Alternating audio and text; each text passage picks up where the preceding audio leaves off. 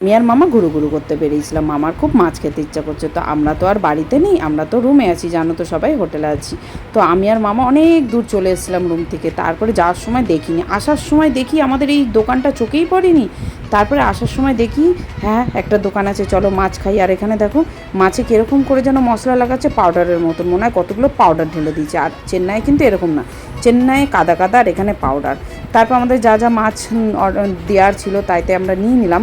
তারপর আমি তোমাদের একটা জিনিস দেখাচ্ছি, দেখো এই গাছটা কত বড়, দেখো আমার দেখে কি কষ্ট লেগেছে, কত মোটা গাছ, কত দিনের গাছ হবে না, ওর ডালপালাই দেখো ছাটছুট করে কতগুলো বেরিয়েছে, তাহলে গাছটা কত বড় হবে ভাবো।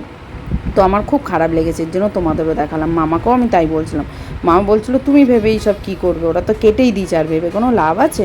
তাই আমি ভাবলাম সেটাই তো, ভেবে কোনো লাভ নেই, সরি।